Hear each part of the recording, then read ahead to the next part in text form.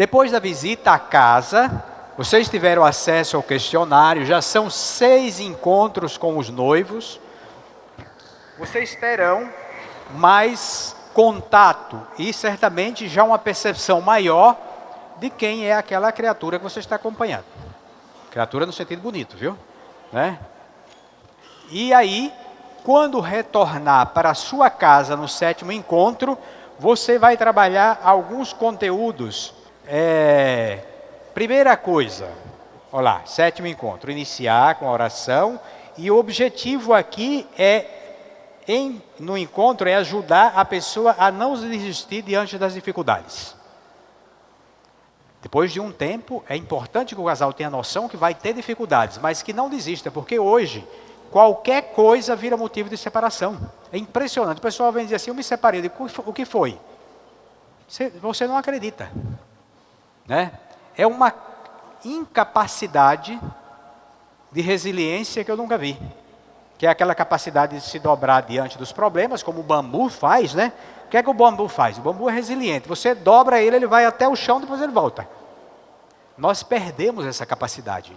Então, ajudar, este é o desejo também da gente ajudar. Não perder o espaço da comunicação por questões banais, e nem por problemas sérios, tá? Então, esse 7º encontro nós vamos falar das crises. Mas a primeira coisa que você faz, como casal, é acolher em particular o noivo e a noiva. Por quê? Você foi na casa, um casal conversou comigo aqui, como ele percebeu já um pouquinho o jeito da noiva. Né? O casal percebeu o jeito da noiva, que é muito parecido com a mãe da noiva. Tá? Então você percebe algumas coisas que podem atrapalhar o casamento. Você percebe na noiva ou no noivo. Ou você percebeu na mãe da noiva, na mãe do noivo, no pai, não sei. O que é que você faz? Você não coloca os dois juntos. Você fala em particular com a pessoa. Com muito jeito. Por que é importante no 7º encontro? Porque você já tem 7 meses conversando com o pessoal. Então, para você tocar em assuntos muito sérios, não pode ser no 2º encontro. Para eu falar da família da pessoa, do que eu vi, não pode ser no... Já precisa ter um diálogo mais profundo, que a pessoa saiba que você quer bem a ela. Senão ela vai se sentir ofendida. Então, veja, olha o processo, olha o discernimento, até da nossa parte, como é importante. Então, você viu lá que que a filha é muito parecida com a mãe. Né? Ou que o filho quer casar com uma moça igual à mãe. Né? O que é que você faz? Você fala para a menina, olha, o questionário, e você, durante esses dias, nós percebemos algumas coisas, que se você achar que não tem problema, nós vamos dar a nossa percepção. E aí vocês, com jeito, falam, nós percebemos isso na sua casa, né? E, de repente, seria interessante você prestar atenção. Se isso vai interferir na sua relação, que isso pode ser causa depois de sabores. Você vai dar a sua percepção. Com o noivo, a mesma coisa. Tá? E por que é que você não fala junto? Porque você não pode reforçar os pontos negativos do sogro e da sogra. Essa foi uma experiência que eu tive. Teve uma briga, eu falei da briga? A primeira que eu vi, já tiveram várias. Mas a primeira que eu ouvi. Aí, quando os dois vieram, eu disse para o menino, né? Disse assim, olha, mas a sua mãe naquele dia, você tem que tomar cuidado com isso, não sei o quê, porque pode atrapalhar seu relacionamento. Aí no outro encontro, a menina disse assim, tua mãe é tão difícil que até o padre viu. Aí eu percebi, eu estou reforçando os pontos negativos. Isso não pode. Isso não pode. Eu tenho que dizer a ele e a ela o que compete à família dele e a dela. Agora, eu digo que ele fale para ela o que eu falei. Mas que ele fale do jeito dela, né? E aí é importante que eles mesmos se comuniquem. Veja que essas estratégias, elas são coisas simples, mas que podem ter consequências, né? Já criou uma ideia que a menina já criou a ideia e eu reforcei, que a mãe não era brincadeira, né? Ela já tinha uma ideia, o padre vai lá e reforça. Isso é verdade, agora não tem mais jeito. Então aí, para desmanchar esse negócio, me deu trabalho isso. Né? Mas de lá para cá eu nunca mais fiz junto. Veja como a gente vai aprendendo no processo, como é bom a gente ir aprendendo nos processos. Né? E aí a gente vai trabalhar um pouquinho a questão das crises. O Papa Francisco, na Amores Letícia, fala várias vezes de crise. Tem um capítulo que é quase sobre crise. Né? Capítulo 2 da Amores Letícia fala demais sobre as crises. Oração do sigilo, lá, né? Aí, trazer a conversa sobre os pais, como falei agora para vocês, tá? E aí, a questão do porquê separados. E ali o ponto-chave é aprender que a gente cresce com as crises. A gente não precisa fugir das crises, também não precisa inventar, né? Vou inventar uma crise que o padre disse que a gente vai crescer. Não faça isso. Mas saiba que a crise vai aparecer. E ela tem N caras. E a gente deve aproveitar para amadurecer com a crise, né? Para realmente, a partir dali, aquilo que o Papa Francisco diz, olha, a crise, ela nos coloca diante das perguntas. E tem um ditado popular que diz aí, não são as respostas que movem o mundo, são as perguntas, né? Isto é, a crise está dizendo, tem alguma coisa boa. Você tem dor de cabeça. A cabeça está dizendo, tem alguma coisa no teu corpo que não está funcionando. A crise é isso. Então, como é que eu vou trabalhar esta crise que passa ali, olha, na tristeza, na doença? Estas duas palavras podem englobar tudo aquilo que nós conhecemos como crise. Por que é que eu tenho tristeza? Por que é que eu estou doente? A doença é física, é espiritual, como é que é? É psíquica, né? Então, tudo isso vai aparecendo. Olha lá, o Papa Francisco, Namoros Letícia 232. Cada crise é sentida como uma ocasião para chegar a beber juntos o vinho melhor. Jesuíta, né? Jesuíta não é brincadeira, gosta de mexer onde a gente quer ficar quieto. É a oportunidade de beber o vinho melhor depois, tá? Então, para que a gente possa se relacionar em um processo de crise, nós temos que trabalhar a autonomia do noivo e da noiva. Nós não casamos porque nos tornamos dependentes um do outro. Dependente químico significa o quê? Que a pessoa está doente. Dependente do marido, está doente. Nós somos autônomos. Significa nós somos livres. E nós queremos interdepender. É diferente. Interdepender significa a minha autonomia com a autonomia do outro. Por isso, a pessoa que é autônoma e se relaciona e sabe que o outro é autônomo, se o outro viaja, não vai ficar preocupado. Ih, está me traindo. Né? Porque é uma relação que não é de dependência, é uma relação de interdependência, significa pessoas livres que estão se relacionando nas suas independências, nas suas autonomias. Tá? Então, criar o processo de autonomia. E nesse processo, rapidamente passo aqui, não é necessário nem mesmo, e também não é possível evitar a crise na família.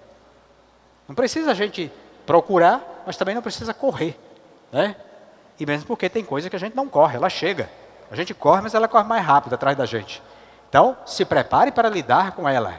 Se prepare para ter uma capacidade de resiliência, como o bambu, para se curvar diante da situação, mas vou voltar. Para voltar e aprender, né, a partir daquilo. Então, crescer com as crises. Olha lá, a primeira condição consiste em permitir a cada um dos membros da família expressar abertamente seus sentimentos. Livres, né? Por isso, aquele exercício do terceiro encontro, falar sobre os defeitos e as qualidades. Aquilo não é um exercício à toa. Se eu não sou capaz de, se eu na minha casa não posso falar dos meus sentimentos, onde é que eu vou falar? No bar? É? Se eu, como meu clero, eu não sou capaz de falar dos meus problemas, eu vou falar para quem? Só para Deus e os outros, né? Com quem eu me relaciono. Como é que eu vou fazer? Imagina se o casal não pode falar dos seus sentimentos, né? Abertamente os sentimentos que experimenta, sem que os outros se sintam atacados. Quer dizer, eu posso falar dos meus sentimentos de maneira aberta e ela não precisa se sentir atacada porque eu estou falando. Isso é um processo de autonomia. Casamento, para dar certo, tem que passar por isso. Tá? E aí, se a pessoa não tem... E outra coisa, sentimentos que não são expressos, né? Os sentimentos expressos serão sempre diferentes de uma pessoa para outra. Então, quanto mais a gente tem liberdade de expressar, talvez isso fique menos complicado. Certo? Olha ali. E desde o início da vida 2, palavras, gestos, né, podem ser interpretados de maneira errada. Uma palavra, que às vezes eu disse de um jeito, o outro pode interpretar errado. Se eu não tiver condição de trabalhar isso aqui, é um problema sério. E é preciso que exista na família a tolerância para o erro do outro. Não é que eu estou tolerando, a pessoa pode me trair. Não estou falando disso, assim, né? Significa que eu tenho que entender que como eu erro, a outra pessoa também pode errar. Então preciso trabalhar a tolerância nisso aqui. Como uma possibilidade de ajeitar depois o erro, na liberdade. Ok? Depois, uma terceira condição. Assumir a responsabilidade por aquilo que eu sinto. Não colocar a culpa no outro. Ajudar os noivos a entender. O que você sente, tome cuidado. Porque eu posso dizer a mesma coisa para eles dois. E os dois sentirem diferente. Então, de quem é a culpa? De quem assumiu de forma diferente. Para ela pode ser pouca coisa, para ele pode ser muito. Uma coisa que eu estou falando. Então, como é que é? É como ele assume. Então, tomar cuidado para eu não colocar no outro, nas costas do outro aquilo que eu interpretei, né? Evitar dizer o outro, né? Você me fez isso, aquilo, eu estou assim por sua causa. Será? Não é pela minha causa, não? Não sou eu que estou interpretando, né? Reconhecer como meu tudo aquilo que sou e tudo que vivo. Né? O outro não é responsável, nem sempre, pode até ser, dependendo da situação, mas na maioria das vezes não. É sempre bom lembrar, sentimentos não expressos não desaparecem. Por isso a liberdade para falar, para se comunicar. E a gente se comunica com palavras e com gestos, com jeito. Mas uma vez ficar em silêncio pode significar que eu estou falando muito. Eu posso ficar em silêncio e estar falando muita coisa. E eu posso falar 3 dias sem parar e não estar falando nada. Então, cuidado com isso. Mas os sentimentos não expressos. E depois, quando eles não são expressos, eles encontram formas diferentes de serem formas não boas de serem interpretadas, né? Então, às vezes, certos mal-entendidos, sofrimentos e dispersão têm a ver exatamente por essa falta de autonomia, de saber dialogar, tá? E aí a crise pode nos ajudar a mexer em certos conteúdos. Então, cada um é responsável pelas suas emoções, viu? Cada um é responsável pelas suas emoções. O outro contribui, mas sobretudo eu devo saber trabalhar com as minhas emoções, para poder conviver com o outro. Tá? Olha lá. O amor, minha gente, não é submissão. Embora São Paulo fale de submissão, a gente já pensa que é que o outro manda e eu obedeço, né? O amor é querer estar com o outro, né? Neste sentido de interdepender do outro. E não é só ser dócil, né? Nem sempre ser dócil significa amar, né? Dócil naquele sentido assim, que nunca diz nada, que parece que tudo está bem, e às vezes não está bem. O amor é muito mais profundo do que isso. Eu estou indo muito rápido aqui, viu? Porque senão não termino os outros conteúdos. Mas depois vocês vão aprofundar isso aqui, direitinho. Então aí tem a questão do sistema aberto. Nós queremos famílias com sistema aberto. Pode rezar bastante, rezar o texto todo dia, ler, mas precisa também ter um sistema aberto de comunicação. Uma coisa ajuda a outra, né? Então, nesse sistema aberto, então, a família, né, não coloca rótulo uns nos outros. Fulano é isto, fulano é aquilo. E eu também não assumo os rótulos. Né? Eu também não posso estar assumindo os rótulos, eu preciso saber. O outro, quando faz a hora da verdade, lá a correção fraterna, a pessoa me dá alguns elementos. Né? Mas cuidado para eu não assumir sem eu perguntar se de fato é ou se não é. Você é isso, mas sou mesmo? Não, a pessoa está achando isso. Que eu posso ver e dizer, de fato, até tem alguns elementos que eu preciso mudar. Mas é muito interessante, se eu tenho autonomia, eu faço o discernimento, né?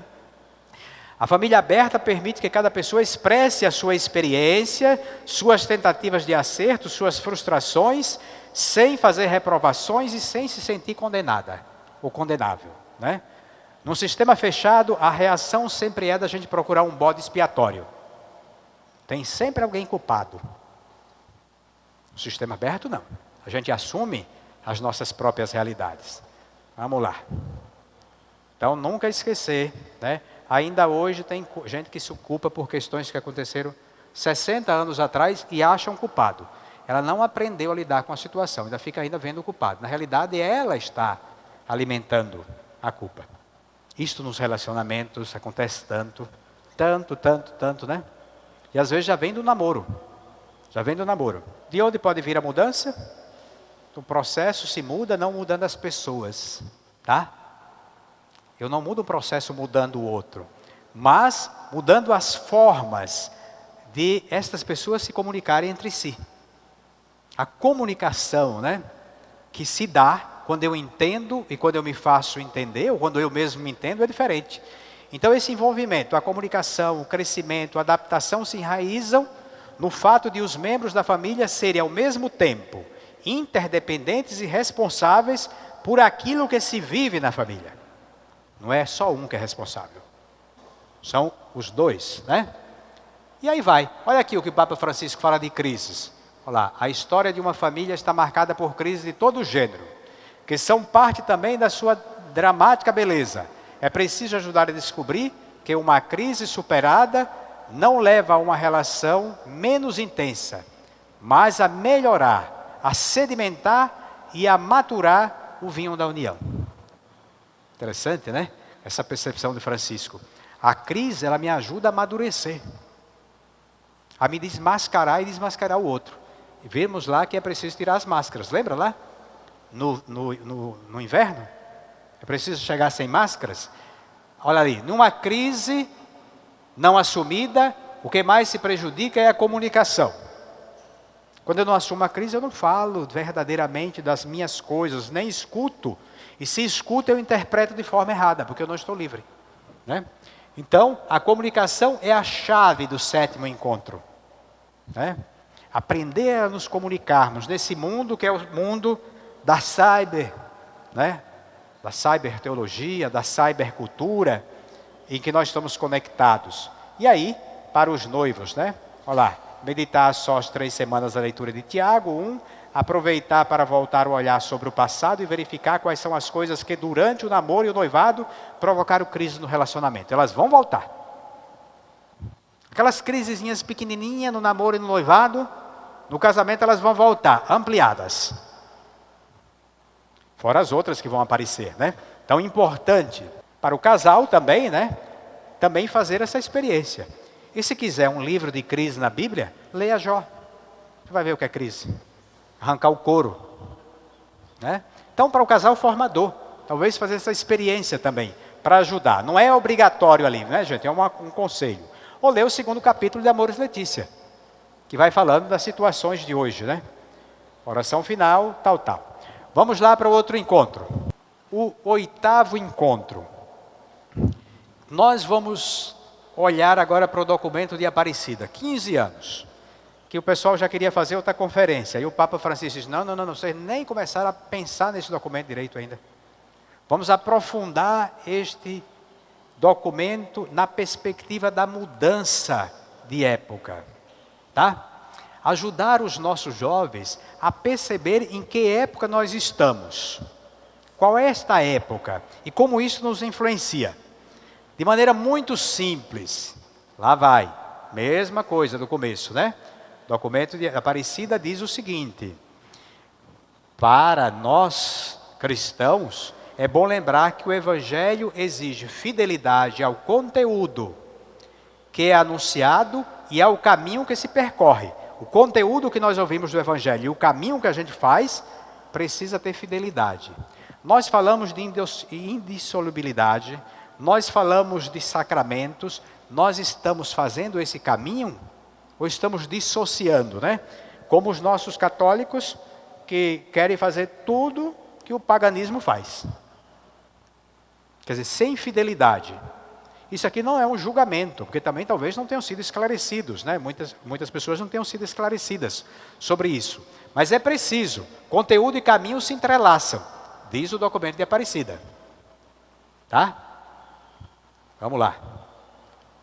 Uma nova cultura, uma nova mentalidade, né? Que nós estamos falando. Ontem eu falei do cyberteologia, oração do sigilo.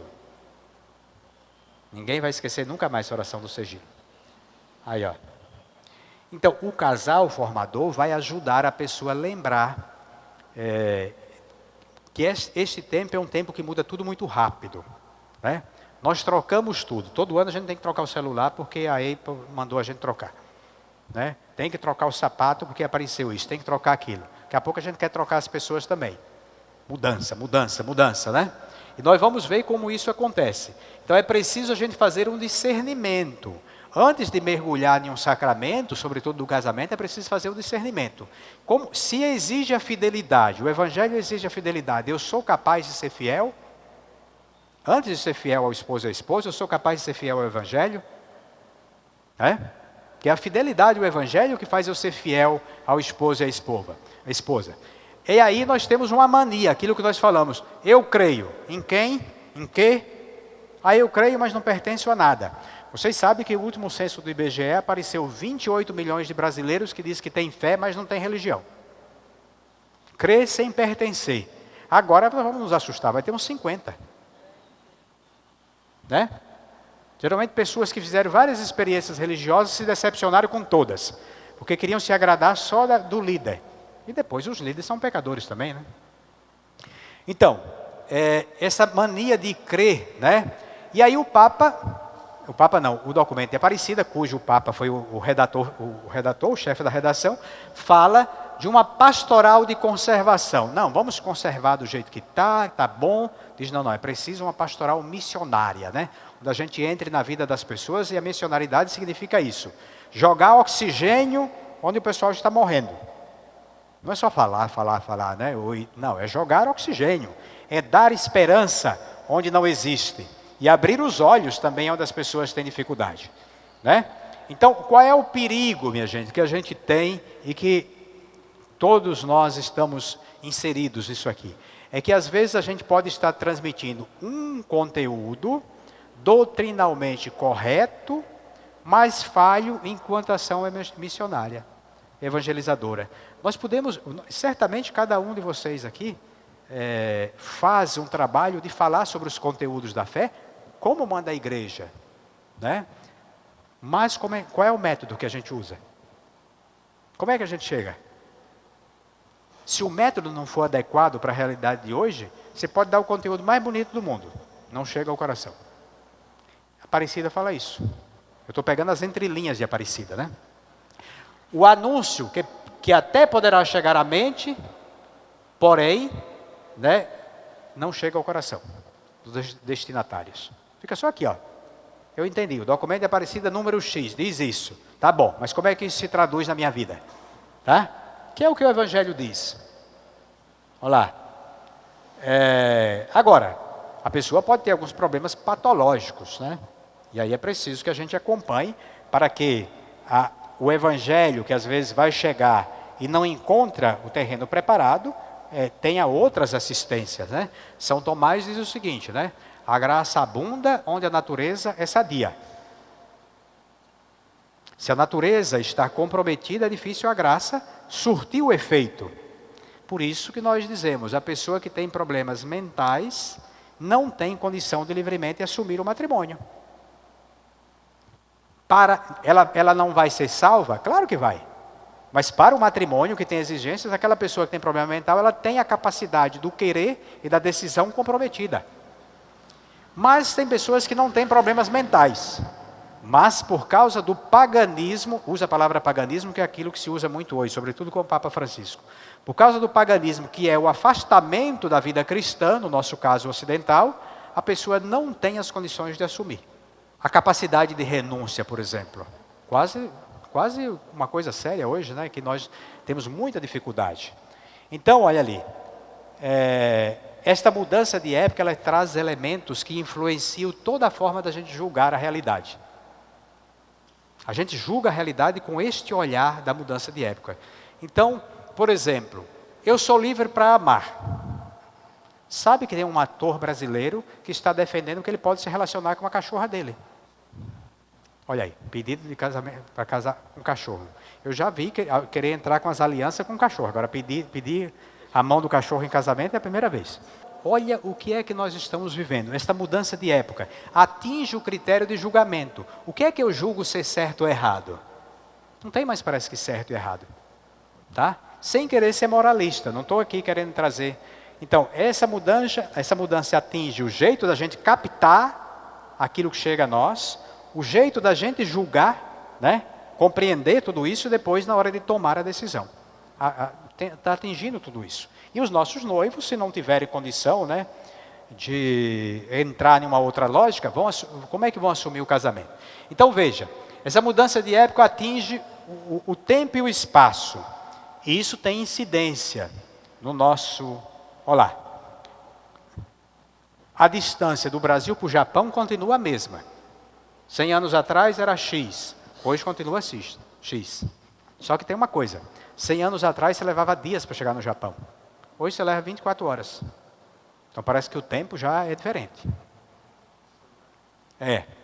Depois, o espaço. Pelo celular, o espaço parece que mudou. Você está quase que onipresente, né? Então, isso tem implicações na cabeça. Mudou muito essa situação. E a pessoa se bagunça. Ela tem tanta informação, né, que ela, às vezes, não tem capacidade de discernimento com tudo isso. Olha aqui, as mudanças, como elas aparecem. Tudo muda. Né? O que era alto antigamente, o que estava no topo, para a gente escolher, hoje mudou. São vistos como questões descartáveis. E trago aqui uma tabelinha. Essa tabelinha é interessante. Eu fiz há 15 anos atrás, mas eu nunca vi tão atual. Então, quem me conhece há 15 anos já viu essa tabela 15 vezes. Tá? Veja, ainda quando eu era jovenzinho, estava em alta instituição. A igreja, né? A escola. Escola, igreja. Que outra instituição era bastante importante? A família, né? Era uma instituição importante. A tradição, isto é, a gente gostava, não, isso aqui eu trouxe da minha casa, da minha família. Como é importante. Quem não tem passado, não tem presente, minha gente. A utopia, que isto é, ter um sonho, né, pensar no futuro. A renúncia, por exemplo. Capacidade de renunciar. Que aí, esta geração vossa tem muita culpa. Porque ensinou os filhos, você começa a dizer assim, mas eu não tive nada, agora eu quero dar tudo para os meus filhos. Eterno, perene. Estático, ético, racional, eram coisas que há algumas décadas, o racional, a gente pensava.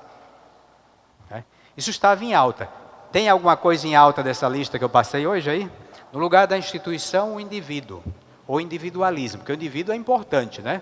Ter identidade é importante. É isso que, o eu, sou eu que decido. Não tem mais nós. Né? A tradição, é a novidade. Tudo que é novo vale. Por isso que o Papa fala tanto dos velhos hoje. Diz assim, meu Deus, nós descartamos até as pessoas. Né? A utopia. Utopia significa pensar no futuro, né, como algo a ser construído. Não, tem que ser palpável, é agora. Né? Aí a renúncia. Não, renúncia? Para que renunciar? Tem que gozar a vida. É o prazer pelo prazer. Não é que o prazer em si é ruim. Né? Por exemplo, a vida, o bem dos cônjuges. O ato do prazer sexual chega a ser um ato espiritual, quando é feito dentro do matrimônio. Mas quando isso se torna a principal parte do casamento, aí vira-se hedonismo, prazer pelo prazer.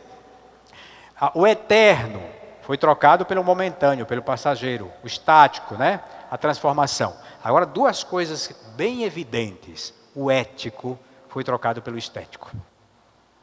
Né? Por isso que as academias estão cheias, e não é só por causa do colesterol que a gente tem, não. É pelo estético. O estético tomou o lugar. Eu lembro, cito o caso da minha irmã, ela namorava com um rapaz que não era muito ético.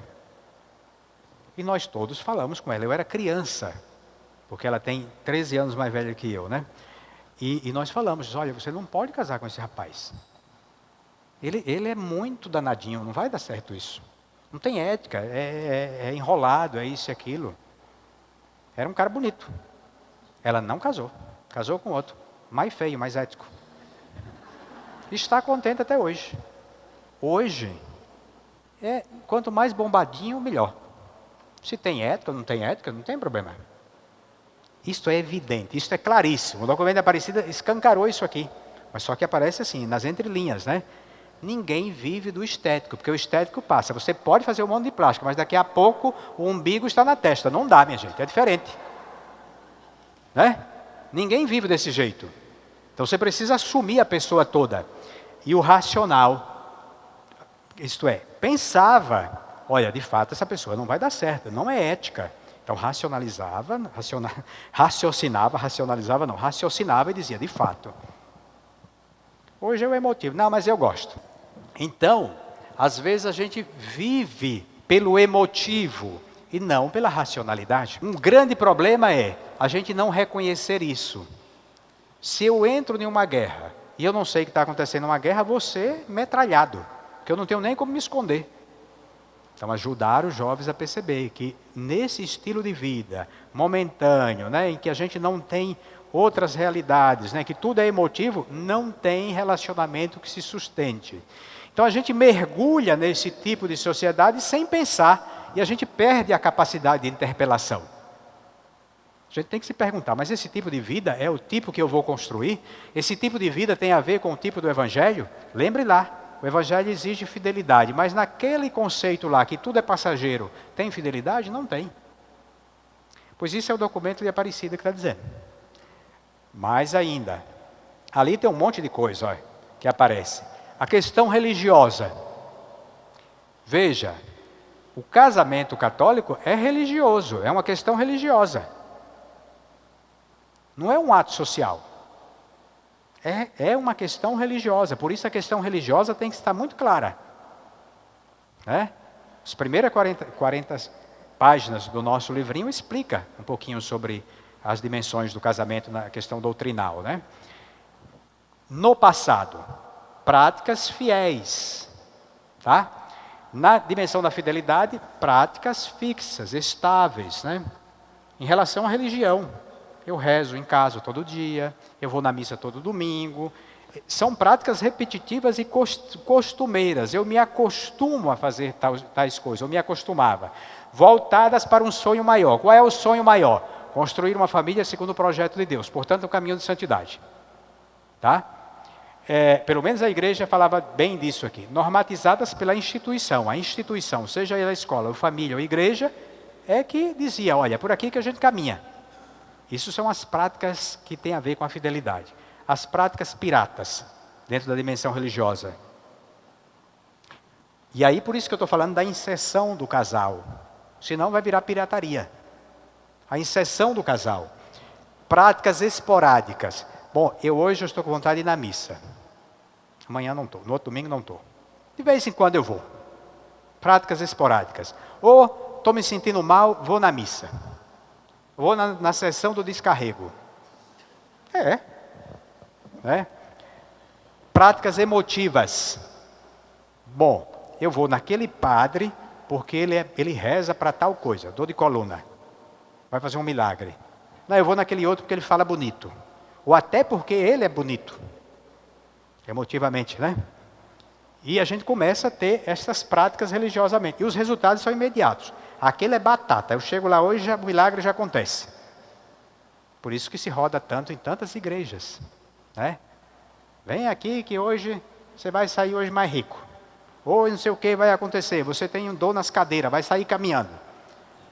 Escolhas de acordo com a necessidade. Então, eu não tenho fidelidade. Tenho pirataria. Padre Salvador se esforça para ser um padre bom. Mas como ele não faz milagre todo dia, só uma vez por semana, você quer milagre todo dia, então você começa a ir para tudo quanto é canto, procurando milagre. Isso está cheio, minha gente. Um casal que não começa no processo de discernimento a ser inserido na vida da igreja com práticas fixas, cotidianas, que tem uma fidelidade, não vai longe. Não vai longe. Nessa sociedade que está aí, não tem amor que resista. Não tem amor que resista. Porque a oferta do outro lado é tão grande, as atrações são tão grandes que é quase impossível a pessoa resistir. Então, aqui é que está. Volta lá. Crer sem pertencer. A grande falácia de hoje. Eu creio, mas não pertenço. Ah, padre, eu fiz a preparação, eu rezo em casa, não preciso estar voltando na igreja. Não entendeu bem a questão da fidelidade. O Evangelho exige fidelidade e percurso, e caminho, as duas coisas se encontram. Então, ajudar os nossos jovens nesse trabalho de discernimento. Ali no livro tem algumas dinâmicas, tá? Para que vocês vejam. Aí, documento de Aparecida fala dessa urgência de iniciação à vida cristã. Isso é fazer caminho. Fazer um caminho com o jovem, não fazer práticas esporádicas. O que nós estamos fazendo são práticas esporádicas. Fazer caminho. Depois, lembrar dessa multidão de batizados, que não foi suficientemente evangelizada. Iniciação à vida cristã em destaque. É rezar o salmo e aí a atividade para casa, né? Entregar aqui, que é o último encontro formal, o resumo das pastorais da paróquia. O jovem deve saber tudo o que tem na paróquia, mas o casal, o catequista, deve saber primeiro. Ele já deve saber o que é que tem na paróquia. Nós sabemos quantas pastorais tem na nossa paróquia, quais são os movimentos, com que é que eles trabalham, a gente sabe. Então, pesquisar, descobrir bem, né, o que é isso, e ajudar os jovens a perceber. Olha quanta coisa bonita. Às vezes eles pensam que a igreja se resume a uma atividade. De repente ele descobre que os jovens têm muita vocação para a questão social, que tem uma obra que trata alguma coisa na dimensão social, e ele se interessa, se insere, e ele começa a ver a questão que não é pirata, e tem continuidade, que o ser humano está sendo visto, né? Não é descartável. Então, apresentar a paróquia, né? E aí vão ler Marcos 13, durante um dia da semana, por 2 semanas, depois fazer a leitura orante. O casal formador também pesquisar a questão da paróquia, né? Para que o casal também saiba, tá? Porque às vezes até o padre, de repente, nem sabe tudo que tem na paróquia, né? Porque são tantas coisas que a gente tem, mas entender o que é que tem na paróquia, como um todo. É um belo jeito da gente inserir e se contrapor um pouco essa questão muito vaga, solta, que nós temos hoje, que às vezes a gente dá num encontro com muita coisa, com muita oração, que deve ter sempre, tanto que a gente sempre começa com oração, mas que às vezes a gente precisa apresentar a vida cotidiana às pessoas. Agora, este encontro aqui, que é o encontro com as testemunhas, esse encontro aqui não é que você precisa realizar no 9º mês, você pode realizar no meio daquele material lá. Pode realizar no 4º, no 5º mês, entre um e outro. Tá? Ele não precisa de 30 dias. Tá? Com as testemunhas. Certo? Olha ali, Josué 14, 17... para a gente trabalhar já com esse texto bíblico, um momento com as testemunhas, os noivos podem estar juntos.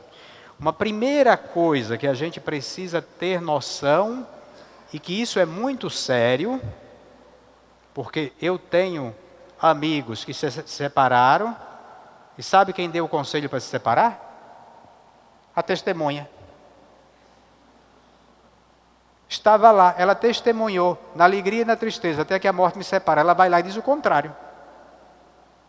Isso tem uma implicação que a gente nem sabe.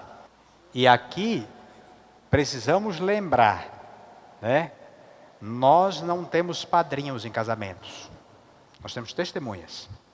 Padrinhos nós temos no batismo, no crisma. Em muitos lugares nem padrinho tem mais no crisma, porque está uma briga tão séria que a pessoa não tem vida sacramental, o cara escolhe uma pessoa que nunca veio na missa para ser padrinho. Nós temos testemunhas. São aquelas pessoas que vão presenciar um ato e acreditam no ato e dizem, nós assinamos embaixo. Mas não é só isso, não é só assinar. Tem outras implicações. E a gente pode aproveitar para fazer uma evangelização com essa rapaziada. Não é questão de exigência, é questão de oportunidade. A gente tem a oportunidade, nós não estamos fazendo exigência. E ali, porque vocês podem ter certeza, quando vocês começarem a acompanhar os noivos, e se o processo for bem feito, a primeira coisa que os noivos vão perceber é, meu Deus, eu chamei alguém que não tem condição de ser testemunha. Tem uns que chegam para a gente e dizem assim, Padre do céu, eu chamei fulano, não sei como é que eu vou agora pedir para esse rapaz não participar.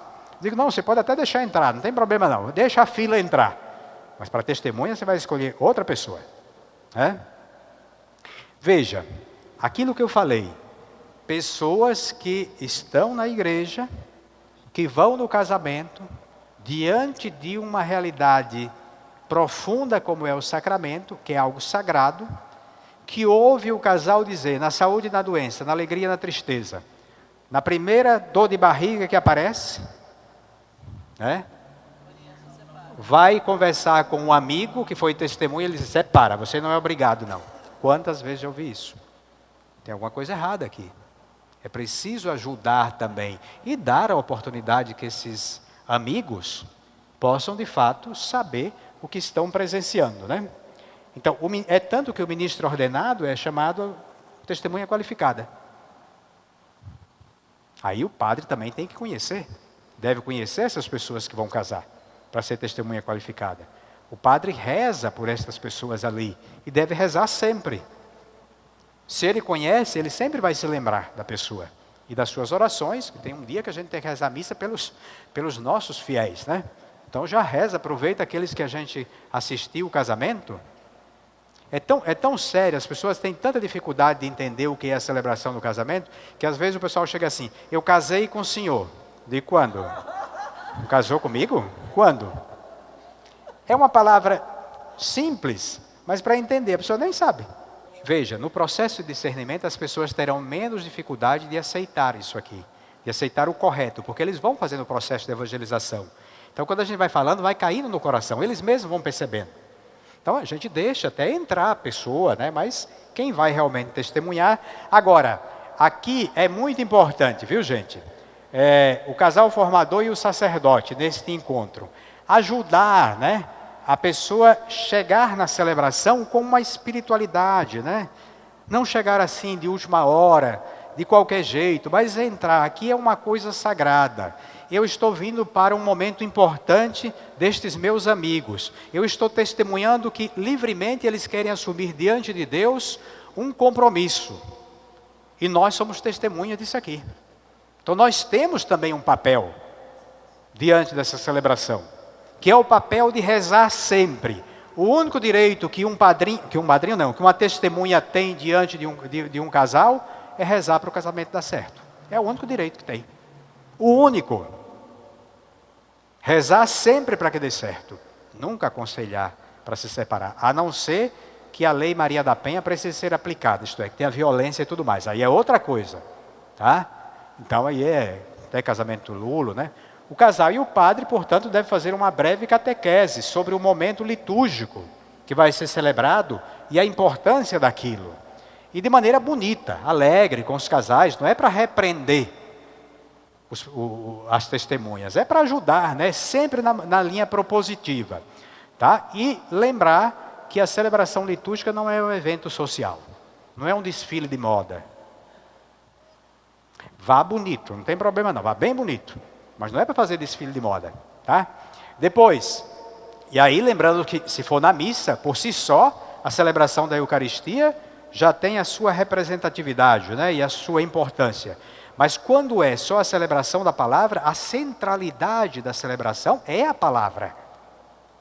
É a palavra que nós destacamos em todos os encontros. É a palavra que tem a centralidade, não é o desfile. Tá? Para depois chegar ao consentimento, a partir da palavra. E aí, a diferença entre liturgia e festa social, né? Alguns detalhes da celebração, que é importante a gente explicar um pouco a celebração como é. E aqui, sem querer assim ser muito Caxias, né? Quem é que vai fazer as leituras? Essa pessoa acredita naquilo que está proclamando? Parece uma coisa à toa. Ah, mas é muita exigência. Não, uma dimensão espiritual, eu proclamo aquilo que eu acredito. Então eu não pego alguém a laço, ou alguém que nunca veio da igreja, que não sabe nem mexer, né, virar a página. Porque não tem contato. Então, devagarzinho, ajudar. Quem são os leitores, né? Quais cantos? Uma liturgia católica exige realidades católicas para serem celebradas. Não é questão de impedir ou não impedir, é celebrar bem. É ter beleza no casamento. Senão, tira a beleza do casamento. Então, ajudar. E no processo do discernimento, do acompanhamento, isso vai acontecendo, né? A questão dos fotógrafos, né? Os fotógrafos, isso tudo pode também trabalhar com cerimoniais, tá? Eu lembro de um casamento, quando a gente não tinha ainda o processo, cheguei no altar, né? Geralmente eu não entro pelo meio, porque eu acho também que para não tomar a centralidade, né? Fiquei lá no altar, estava assim aqui na frente para esperar o casal, né? Aí o rapaz estava filmando e disse, o senhor dá licença? O senhor dá licença que eu quero pegar a noiva bem de frente. Tá nem aí, né? Tá nem aí. Ajudar também o noivo que vai contratar e tudo mais. Essas pessoas é criar um clima. Liturgia, na missa não precisa criar um clima bonito, celebrativo, por que é que no casamento não precisa, né? E aí as pessoas precisam. Seria ideal que a gente chegasse um dia a lembrar que a testemunha, ela está dizendo, eu acredito em tais coisas, porque já assumi tais coisas também. Então que não fosse uma testemunha ateia, uma testemunha que não quer saber de casamento, uma testemunha que não acredita nisso. E esse trabalho aqui com os noivos, né? Então, um pouquinho isso aqui. Essas pessoas acreditam nos sacramentos, têm o sacramento, porque se têm e acreditam, vão rezar pelo casamento. Vão falar coisas para os noivos quando tiverem crises, que são importantes, né? E aqui, uma coisa interessante, que eu abro um parênteses, né, para a gente concluir, é que vocês, quando se tornarem casais que são catequistas, vocês terão muitos trabalhos bonitos no pós-matrimônio. Que as primeiras crises, os casais vão aonde? Em vocês. Aquilo que a gente fala hoje, vamos formar casais que aconselhem nas nossas paróquias. Já tem. É impressionante. A primeira crise ele lembra, opa, aquela pessoa me ajudou a ver o casamento. Onde é que eu vou? Em fulano e cicrano que me acompanhou durante 8 meses, que eu me tornei amigo. Né? Então veja como a gente pode já pensar no pós-matrimônio como algo efetivo. E às vezes eficaz. Então, muito importante trabalhar essa dimensão aqui, né? Mas lembrando também que você que acompanha também, né, vai ter um papel importante e às vezes vai ser testemunha também, viu? Dificilmente você que acompanha não vai nesse casamento, porque eles chamam, eles querem a presença de vocês, é impressionante. E querem às vezes que sejam padrinhos. Padrinhos não, testemunhas. E aí, pelo amor de Deus, é bom dizer ao pessoal que não precisa chegar igual a Ivete Sangalo, correndo na igreja, né? Porque chega tão atrasado que tem que entrar correndo. Não, chegue com tempo, seja respeitoso, é uma celebração. Se coloque ali, reze um pouquinho antes. É criar a dimensão da espiritualidade do sacramento do matrimônio, que a gente foi perdendo e foi transformando, né, em alguns lugares e em eventos sociais. Tá? E aí essa oração, né, rezar com os noivos e as testemunhas, e a gente teve uma experiência boa de passar alguns exercícios para casa também, para as testemunhas. E eles fazem os exercícios em casa. E eles gostam, né? Quando eles percebem, realmente eles gostam, porque eles começam também a ter contato. É um primeiro momento. Aí vai abrir a possibilidade da pessoa também, se não é casada ainda, querer casar na igreja, ou se é casada, também despertar para uma realidade. Porque os noivos estão ali presentes, eles também vão falar dessa própria catequese que passaram, né? E pode abrir também para aquelas pessoas que são testemunhas a possibilidade de querer, quem sabe, né? O casal formador também pode fazer aí um trabalho, olha, tá? De rezar, Josué, eu e minha casa serviremos ao Senhor, e também recordar dos critérios que você escolheu quando casou para ter sua testemunha. Você lembra? Quem você chamou para testemunha, como era? Era uma pessoa de fé ou só era amigo? Né? Também lembrar um pouco disso, das nossas próprias realidades. É uma autoevangelização que a gente vai fazer. Deem testemunho. Nós vamos entrar na onda. Os padres vão entrar na onda. Porque o matrimônio é vosso. Não é nosso. Tá? Então, se vocês acreditam no matrimônio, lembra São Paulo, eu gostaria que todo mundo fosse igual a eu. Se vocês acreditam, vocês vão ajudar os padres. E quando vocês começarem a acompanhar, são os próprios noivos e casais recém-casados que vão dizer aos padres o que isso significou. E é isso que vai ajudar a gente. Não pense que nós estamos prontos, que nós sabemos de tudo, né? Nós colaboramos no processo de evangelização sem assumir o papel um do outro. Então assuma o papel de vocês, tá? De ajudar a salvar os matrimônios. Família evangeliza a família. Padre também é família. Vocês podem ajudar a evangelizar a gente. Nós não estamos prontos. Isso não é para a gente chegar com uma arrogância. E não use meu nome, dizer assim, o padre mandou eu dizer para o senhor, Padre Crispim. Tá? Não. Lembre-se, né, que nós podemos abordar também os padres de uma maneira simples, mas convicta.